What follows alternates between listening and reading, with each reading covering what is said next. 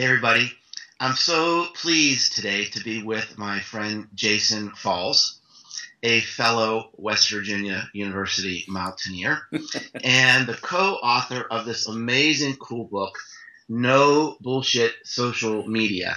And a lot of people say, oh, I love this book, literally, I don't know if you can see here or not, but literally, this is dog-eared in probably 20 different places, and I've got notes all over it. It's a highly useful book. As a matter of fact, before we started recording here, I told Jason I'm preparing for a meeting today. I'm using some of the stuff from the book. And as you know, I teach a lot. I teach at Rutgers University, and a lot of people ask me, what book should I read to get started? And I think I found the answer. I think it's this book. This is really a useful guide for someone just figuring out, what's real and what's not real around social media. So, Jason, really great job on the book. I love the book. Well, thank you very much. I had some help with Eric Decker's, but we're honored that people are receiving the book well and finding it useful. That's great. And so, I'd like to ask you today. A lot of people that come into the blog community are really interested in the writing process and are thinking about how maybe writing their own book. This was your first book. So tell me a little bit about what was it like writing with a co-author? How did you find that experience? What was the process? It seems to me it would be pretty complicated to coordinate a book this size among two people. So tell me a little bit about how did you discover this idea? How did you come across doing this with a co-author, and what was the process like? Well, it was definitely different, and it was because normally in the past when I've written things, I've never collaborated with someone else other than maybe an editor or a proofreader. Eric and I were friends for a while, and I actually was making fun of people writing books. I would announce on Twitter that I'm now not going to write another book. And Eric would join. Did you make fun of me? Did I miss that? No, it wasn't you specifically, just everybody. I was making fun of the oversaturated marketplace of social media books. And so Eric would chime in and say, "Well, I'm gonna not co-author Jason's book," and then we would get non-contributors, and so we just had fun with it, And then one day he texted me one night, really late at night, and said, "I want to write a social media marketing book, but I don't have the client experience that you have and whatnot. It's about time for you to write a book because you haven't written one yet, and you're trying to build this." Paid professional speaking thing, and it'll get you better fees and blah blah blah. So he kind of talked me into it, and so we started working on the idea, and we came up with the concept of the book, which is not much different than how the book turned out. And we pitched it to his editor at Pearson, Catherine Bull, and she loved it. And the question we pitched the title too, and the question was, would they let us get away with the title? The Pearson loved it. They were curious about how the retail partners would react, and so Barnes & Noble and Books A Million and whatnot, they liked it too. And so cool. Once they said yes, we were good to go, and we started working on the book. Now, the process was a little sticky in the beginning because Eric and I have different writing styles, not like worlds apart different, but I'm a much more of a sort of narrative research journalistic writer. He's much more of a blog columnist, opinion piece writer. So I could tell that in the book. Yeah, I could kind of see your voice. Yeah, mixing those two styles was a little sticky, and so the first 25% of the book, you submit things in 25% chunks when you're submitting your book stuff to the editor, and the first 25% we submitted it, and we kind of intentionally waited to see what the reaction was from the editing team, so that we didn't, get too much further into it and then have to change what we were doing. And we had to go through probably a 2 or 3 week process of ironing out voice and tone and style and making sure that we were writing consistently. And basically what it ended up boiled down to was Eric and I split the chapters 50-50. He wrote half of them, I wrote half of them. But then I would go back and edit all of them together.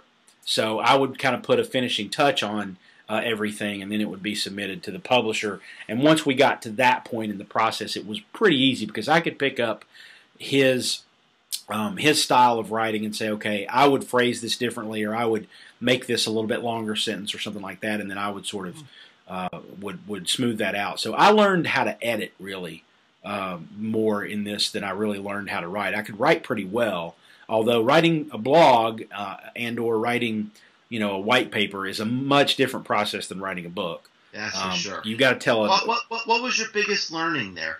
For me, it was managing the length, making the thing flow over 70,000 words rather than 500 words. What about you? That's exactly it. You're telling a narrative over over 70,000 words, and so the beginning of the book has to sort of tie into the middle, which has to sort of tie into the end, and the end has to tie back to the beginning, and it has to be sort of not one particular story. You can tell case studies and whatnot throughout the book, but you have to have this sort of overall plan of attack, and it's kind of like having an integrated marketing program. I mean, you really need a beginning, a middle, and an end, and you have to have things that tie it all together. It all has to make sense, and it all has to come to some sort of conclusion where everybody goes, "Oh, okay, that was useful." And it's difficult, I think, not impossible. But when you're used to writing, 300 to 500 words every other day or so on a blog, and now all of a sudden you have to write a 7,000 word chapter that has to all tie together, and oh, by the way, has to ladder back to the previous one and ladder forward to the next one. It's a different process. Yeah, and you can't trip over yourself with your co-author too. True. So that was interesting. Well, the book is just chock full of interesting ideas and insights and truths about social media marketing.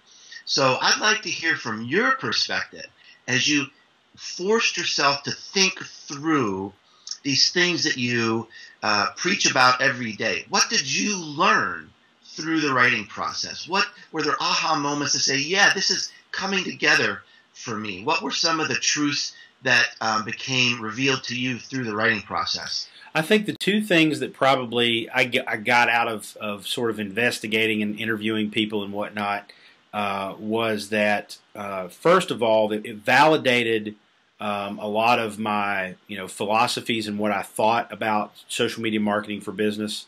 We went to the writing project with our 7 business drivers of social media in mind, and I was constantly, when I was talking to people like Jim Ensign from Papa John's, I was constantly gut checking those and saying, hey, these are the 7 things we think you can use social media marketing for. Are we missing anything? And so it was about an experience in validation more than anything else, which was awesome. But I think the other thing that I took away from it was you don't have to be complicated. You don't have to be some great social media philosopher to come up with a really good strategy or tactic. And the one case study from the book that I love is Miss Shirley's, which is a restaurant in Baltimore, and they were simply looking for a way to drive sales during the week when they have the weekends covered. They have a really good Sunday brunch, and so they have like 2-hour wait for their Sunday brunches. Right. That's how good they are. And so they're like, okay, we got Sunday under control. We need to sell more on Tuesday and Wednesday and Thursday. So they started using Foursquare and basically they educated their audience. Use Foursquare, download the app, check in. If you're the mayor, you don't wait for a table on Sunday. Right. Incredibly simple. And it solved a business problem. Driving sales on Tuesday, Wednesday, Thursday. You didn't need this magical strategy or this. You didn't have to have a high-paid agency to come up with this. It was just, hey, let's just incentivize people to come in on other days of the week. And I believe it was like it increased sales by like 18%. 18% over 3 months in the middle of a recession. Pretty incredible. Yeah, that is fantastic. And the book has lots of case studies like this. I love some of the real estate examples. The guy down in Austin, really, really interesting. But you know what? You're going to have to read the book, folks. Read the book. To see these examples, because it really is. It's an amazing book, chock full of ideas, and very, very complete. It's certainly going to be on my recommended list. It looks like this. It looks like this on the shelf. That's it right there. There you go. Yeah, see, I've worn my cover out. I don't have the cover anymore. I was going to say, it's gone. Most people take the cover off, Mark, because they have young kids at home and they don't want them to see the word bullshit on the coffee table. I know you don't have young kids at home anymore. I don't.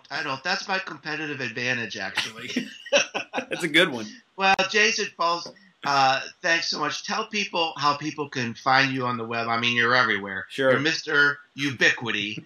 But tell people how they can find you. Sure. Jason Falls on Twitter is the easiest place to find me from a connection standpoint, and then socialmediaexplorer.com is the company, the blog, the events. The events is actually gotoexplore.co.